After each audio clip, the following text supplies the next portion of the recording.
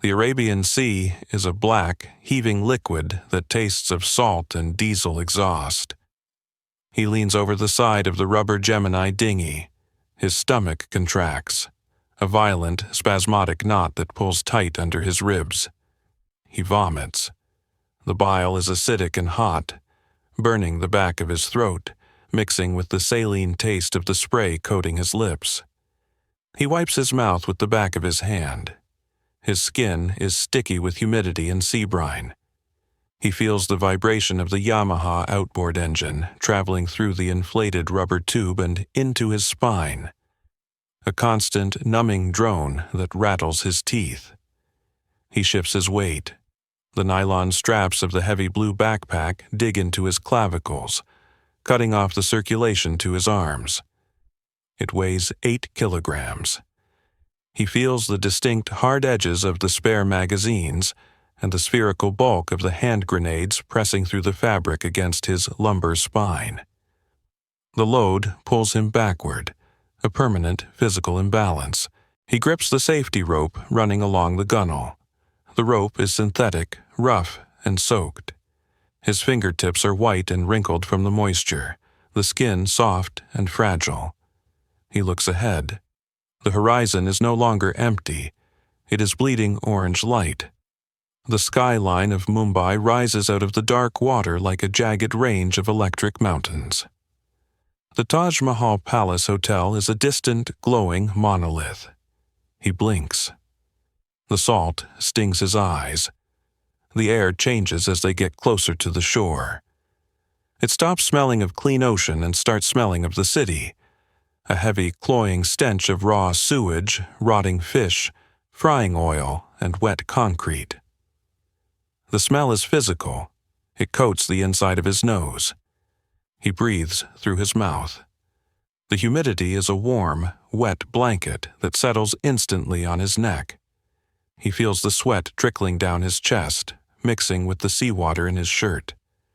He looks at the others in the boat. They are dark silhouettes huddled in orange life jackets. No one speaks. The only sound is the slap of the water against the rubber hull. Thwack, hiss, thwack. He touches the red thread tied around his right wrist, the kalava. It is damp and tight. It is a lie made of cotton. He runs his thumb over the face of his digital watch. 2020. The numbers are faint gray pixels. The boat slows. The engine pitch drops from a whine to a low, gargling idle. The wake settles. He sees the landing spot. Badhwar Park. The water here is calm, black, and slick with oil, reflecting the yellow sodium streetlights of the fishermen's shanties. He prepares to stand. His legs are numb from hours of sitting cross-legged. He forces blood into his thighs, feeling the prickle of awakening nerves. He unclips the life jacket. The plastic buckle snaps, a sharp, hollow sound. He slides the orange vest off. It falls to the bottom of the boat with a wet thud. He is just gray now. Gray cargo pants, blue shirt. The backpack is part of his anatomy. He steps out. His sneaker hits the wet stone of the jetty. It is slippery with slime and algae. He skids slightly, his core muscles locking to regain balance. The ground is solid. The motion of the sea stops, but his inner ear is still rocking, a phantom swaying that makes the world tilt. He adjusts the bag. He feels the cold steel of the AK-47 receiver against his hip. He racks the charging handle. The sound is a metallic clack-clack that disappears into the noise of the traffic on the chaotic road above. He walks up the ramp. The air is thick with mosquitoes. He feels one land on his neck. He does not swat it. He steps onto the asphalt. The city is a wall of noise. He walks away from the wet stones of the landing site, his sneakers squeaking on the asphalt. Squeak, squeak. The sound is irritatingly high-pitched. He signals a taxi. A black and yellow Premier Padmini swerves to the curb. The brakes scream. a high, piercing friction of metal on worn pads that makes his jaw tighten. He opens the rear door. The chrome handle is pitted with rust, rough like sandpaper under his fingertips. He slides onto the back seat. The vinyl upholstery is hot and sticky. It clings to his trousers instantly. He drags the heavy blue backpack onto his lap. It is a crushing weight. The magazine edges press through the nylon, digging into his quadriceps. He feels the cold, hard outline of the AK-47 receiver against his stomach. It is an uncomfortable, angular secret. His smile slides in next to him. The cabin is too small.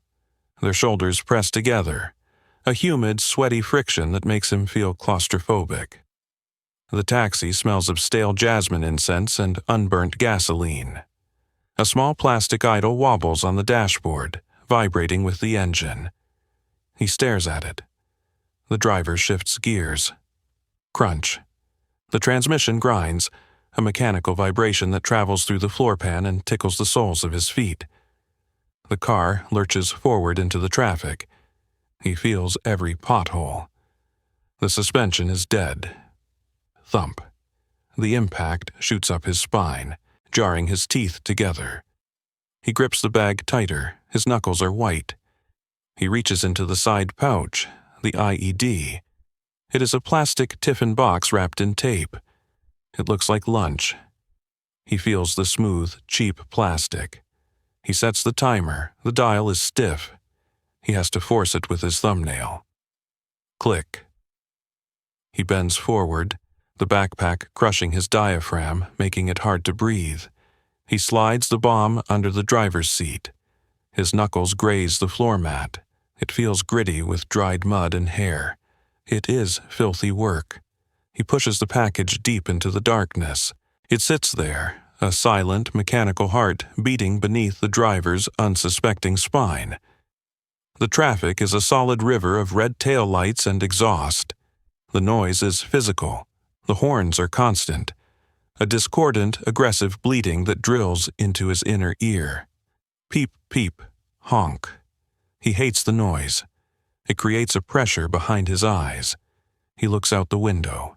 A man on a motorbike is inches away. He can see the pores on the man's neck, the sweat glistening in the streetlights. He can smell the exhaust from the bike, hot and oily, mixing with the smell of frying onions from a street stall. He wants to close the window, but the crank is broken. He is trapped in the open air of the city. The taxi stops again. The engine idles rough, shaking the entire chassis. His right leg begins to bounce, a rapid, nervous piston he cannot control. He presses his hand down on his knee to stop it. The palm is wet. The denim is wet. They arrive at the station. The taxi stops. He pays the driver. The rupee notes are limp and greasy, worn soft by thousands of hands. He feels the texture of the paper, the filth of the economy. He hands them over. The driver's fingers brush his. He pulls back. He opens the door. The transition from the cramped seat to the pavement is a relief to his muscles. He swings the backpack onto his shoulders. The straps bite immediately, finding the bruised grooves in his trapezius muscles. He stands before Chhatrapati Shivaji Terminus. The building is a mountain of carved stone and yellow light. It smells of dust, old urine, and the sweat of a million travelers. He adjusts the bag. He feels the grenades shifting against his lower back. Hard, spherical lumps. The taxi pulls away, disappearing into the blur. He watches it go. He knows the physics of what is under the seat. He turns to the entrance. The floor tiles are slippery under his shoes. He walks in. The main hall of the Chhatrapati Shivaji Terminus is a cavern of echoes. The ceiling is too high. It disappears into a gothic gloom of arches and shadows. He walks into the light. The sodium lamps overhead hum with a low-frequency buzz that he feels in his molars. The crowd is a liquid mass. Thousands of heads, thousands of backs, moving in a chaotic current. He feels exposed. He feels like a neon sign is flashing over his head. Look at me. He grips the strap of the backpack. His palm is slick with grease and sweat. The nylon webbing slides under his grip. He tightens his hand. He is certain the shape of the rifle is printing through the fabric. He sees a woman in a green sari look at him. Her eyes slide over his face. He stops breathing. His heart hammers a frantic rhythm against his ribs. Thump, thump, thump, like a bird trapped in a box. She looks away. She looks at the schedule board. She didn't see him. He is invisible. It is a glitch in the software of reality. He keeps walking. The floor tiles are polished smooth, worn down by millions of footsteps. They offer no friction. He feels his sneakers slip slightly on a patch of spilled water. He corrects his balance with a sharp jerk of his hip. A security guard is leaning against a pillar 20 meters away. The guard is wearing a khaki uniform. He holds a lathi, a wooden stick, a stick. He looks at the stick, then feels the cold, heavy steel of the AK-47 magazine against his kidney. The disparity is absurd. He feels a sudden, violent urge to laugh, a bubble of hysteria rising in his throat. He swallows it. It tastes of bile. The guard yawns. The guard scratches his stomach. The guard does not look at the two men with the heavy bags. The guard is a blind NPC. The noise is a physical assault. The announcements boom over the PA system. Ding-dong, train number. The voice is distorted, metallic, echoing off the stone walls. It sounds like a command from the sky. He feels the vibration of a departing train in the soles of his feet, a deep, tectonic rumble that shakes the bones of his ankles. He wipes sweat from his upper lip. The salt stings a microcut from shaving. He feels a drop of perspiration slide down his spine, cold and ticklish. He shivers. It is 28 degrees Celsius, but he is freezing. His hands are trembling. Not much, just a fine, high-frequency vibration in the fingers. He hides them in his pockets. He touches the cold metal of the pistol. It is solid. It is real. The world around him, the commuters, the families, the children sleeping on suitcases, feels soft and fake. They are made of paper. He is made of lead. He reaches the bathroom. The smell of ammonia and urine is sharp, stinging his nostrils. He pushes the door. The handle is greasy. He steps inside. The silence here is sudden and heavy. He looks in the mirror. The face looking back is wet and pale. The eyes are black holes. He doesn't recognize himself. He is just a mechanism for the event. He steps out of the bathroom. The smell of ammonia is replaced instantly by the warm, thick odor of the concourse, dust, ozone, and frying oil. He adjusts the bag one last time. The weight is familiar now, a permanent extension of his skeletal structure. He reaches for the zipper. The sound is lost in the ambient roar of the station. He pulls the AK-47 free. The metal is cool and oily in his hands. He feels the textured grip of the polymer handle against his palm. It fits. It is the missing piece of his hand. He flicks the safety selector lever down.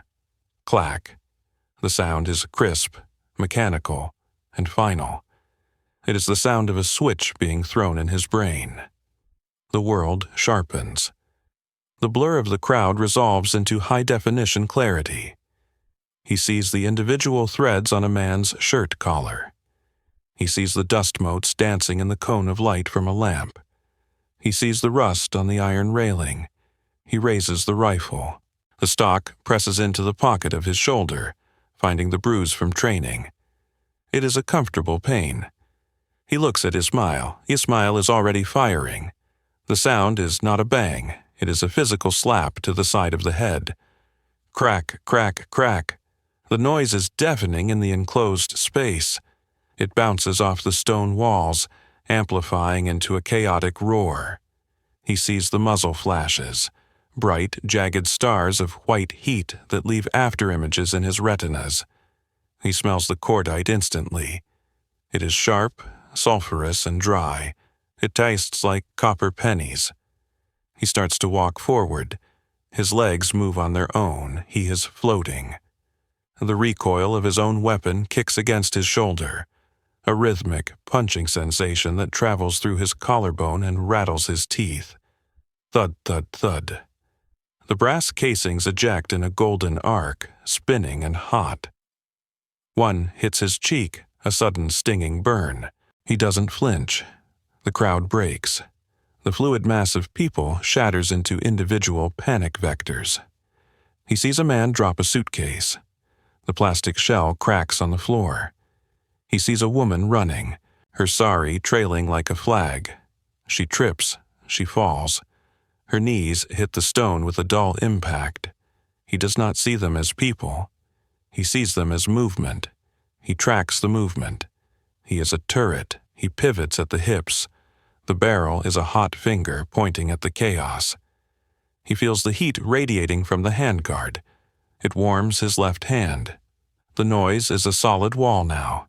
Screams, gunfire, the echoing boom of the PA system still announcing trains.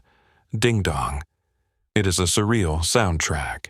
He steps over a bag. He feels his boot crush a plastic water bottle. Crunch. The sensation is tactile and gross. He is walking through a debris field of normal life. He is the storm. He feels light. The heavy backpack is gone. The gravity is gone. He is pure kinetic energy moving through a static world. He breathes in the smoke. It fills his lungs with power. He is awake. He is finally awake. The concourse is a shooting gallery. The geometry of the station, the pillars, the benches, the ticket counters, transforms into a tactical grid. He moves with a fluid, predatory grace. He is not running, he is flowing. He sees a group huddled behind a newsstand. They are shapes, dark shapes against the light. He raises the rifle. The front sight post settles on the center of mass of the largest shape. He squeezes the trigger. The resistance is smooth, then the break, crisp and sudden. The rifle bucks, crack. The shape collapses. It is simple physics, a transfer of energy. He feels the vibration of the shot in the bones of his forearm. He is a conductor of violence. The air is thick with smoke now, a blue-gray haze that hangs in the lights. It stings his eyes, making them water. He blinks, clearing the blur. He reloads. His thumb hits the magazine release paddle. The empty magazine drops free. A heavy metal clatter on the tiles. He grabs a fresh one from his pouch. The cold steel feels reassuring. He rocks it into the well. Click-clack. The sound is a mechanical reset. He feels the spring tension of the 30 rounds waiting to be spent. He walks past a row of benches. He sees a policeman peeking out from behind a pillar. The man is terrified. His hands are shaking so hard his old Enfield rifle is vibrating. He looks at the policeman. The policeman looks at him. Time stretches. The air between them is thick and gelatinous. He sees the fear in the man's eyes. White, wide, animal panic. He fires. The policeman jerks back as if pulled by a wire. The old rifle clatters to the floor. He moves to the platform. The trains are silent giants, their windows reflecting the flashes of gunfire. He walks along the yellow line. He feels the heat of the engines radiating from the undercarriages. It is a wave of warmth against his legs. He throws a grenade. He pulls the pin, a smooth metallic slide. The spoon pops off with a ping. He counts. 1, 2. He lobs it into a crowd of people trying to hide in a waiting room. The explosion is a dull whump that he feels in his diaphragm. A cloud of dust and debris belches out of the doorway. The ceiling lights flicker and die, plunging the section into shadow. He likes the shadow. He activates the tactical flashlight on his rifle if he has one. No, he uses the muzzle flashes to see. Flash, dark, flash, dark. It is a strobe light of horror. He slips on something wet. Blood. It is slicker than oil. His sneaker skids. He catches himself on a railing. The iron is sticky. He looks at his hand. It is red. He wipes it on his pants. The fabric is stiff with gore. He feels nothing. No disgust, no pity, just the recoil, just the heat, just the rhythm. Load, fire, eject. He is a machine, looping a code of destruction. The silence returns. It is not a true silence, but a heavy, ringing void where the gunfire used to be. His ears are screaming, a high-pitched electronic whine that drowns out the distant sirens. Eeeeee! He leans against a wall in the Cama hospital. The plaster is cool against his shoulder. He slides down until he is sitting on the floor. His legs are trembling uncontrollably now. The adrenaline is burning off, leaving a toxic sludge of exhaustion in his veins. He tries to lift the rifle. It weighs 1,000 kilograms. His arms are jelly. He looks at Ismail. Ismail is bleeding. A dark stain is spreading across his shirt, wet and black in the dim light. Ismail is breathing in wet, ragged gasps. Huh-uck. Huh-uck. It sounds like a broken pump. He touches his own face. His skin feels numb, like it belongs to someone else. He finds a cut on his forehead. It stings sharply when he presses it. Good. Pain is data. Pain means the system is still online. He looks at his hands. They are black with carbon residue and dried blood. The fingernails are torn. He tries to reload one last magazine. His fingers fumble with the rounds. The brass cartridges are slippery. One falls. Clink. It rolls across the floor, spinning in a perfect circle before stopping against his boot. He stares at it. It is a small, shiny totem of failure. He can't pick it up. His fine motor skills are gone. He hears footsteps, heavy, tactical. The NSG commandos. The __0_. He hears the radio chatter, bursts of static and clipped voices. They are close. He feels the vibration of their boots on the floorboards. He tries to stand. His muscles seize. He is a puppet with cut strings. He raises the rifle barrel. It wavers, tracing a shaky figure 8 in the air. He sees the laser dot dance on the wall opposite him. A red eye. It jumps to his chest, then another, then 3. He closes his eyes. He feels the heat of the room, the smell of antiseptic and death. He waits for the impact. He waits for the final physics. Thwack. It hits him in the chest. A sledgehammer blow that knocks the wind out of him. He falls back. The back of his head hits the wall. Crack. His vision goes white, then gray. He tries to inhale. He can't. The lung is collapsed. He feels a warm wetness spreading in his chest cavity. It is a surprisingly comforting warmth. The rifle slips from his fingers. It hits the floor with a dull clatter. He looks at the ceiling. A water stain looks like a map. He tries to speak. He wants to say something. A prayer, a curse. Only a bubble of blood comes out. It bursts on his lips, salty, metallic. The red dots are still there, hovering in his vision. The noise fades. The ringing stops. The darkness comes from the edges, closing in like a shutter. It is cold. It is peaceful. The city is finally quiet. The server is shutting down.